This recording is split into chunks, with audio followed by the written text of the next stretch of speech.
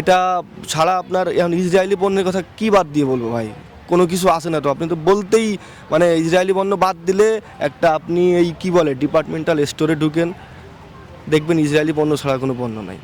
আচ্ছা, আমাদের ইসরায়েলি পণ্য বর্তমানে কি কি আছে বলে আপনি মনে করেন বাজারে? আমাদের তো ভাই ইসরায়েলি পণ্য কি কি কি আসে বললে ভুল হবে, কি কি নাই সেটা বলতে হবে।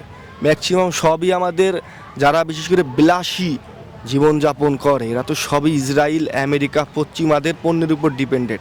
কিন্তু আমরা দেখেন আমাদের দেশি বা আশপাশের আর অনেক ভালো ভালো দেশের অনেক প্রোডাক্ট আছে যেটা আমরা অনেক কমেও পাইতে পারি এবং মানও ভালো, কিন্তু আমরা ওটা ইউজ করি না। এটা ছাড়া আপনার এখন ইসরায়েলি পণ্যের কথা কি বাদ দিয়ে বলবো ভাই? কোনো কিছু আসে না তো, আপনি তো বলতেই মানে ইসরায়েলি পণ্য বাদ দিলে একটা আপনি এই কি বলে ডিপার্টমেন্টাল স্টোরে ঢুকেন, দেখবেন ইসরায়েলি পণ্য ছাড়া কোনো পণ্য নাই।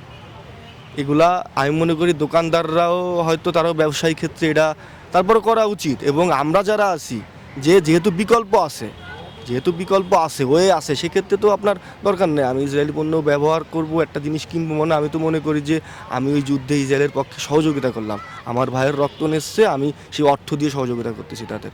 বিষয়টা তো এইরকম।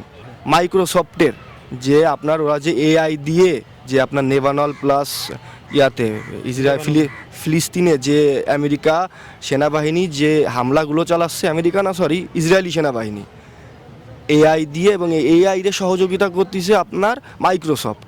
কালকে আমি একটা প্রতিবেদন দেখলাম, এটা খুবই দুঃখজনক, দুইজন মেয়ে এখানে প্রতিবাদ করছে, ওরাও ইঞ্জিনিয়ার, মাইক্রোসফটের ইঞ্জিনিয়ার, তারা অলরেডি চাকরি ছেড়ে চলে গেছে, এবং এই যে এআই দিয়ে সহযোগিতা করতেছে তার মানে মাইক্রোসফট এই গণহত্যার সাথে জড়িত, তারা নিজেরাই বলতেছে।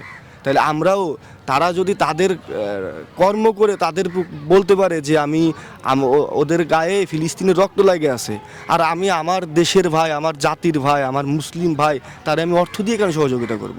আমি প্রয়োজনে খাবো না বা এটা করবো না।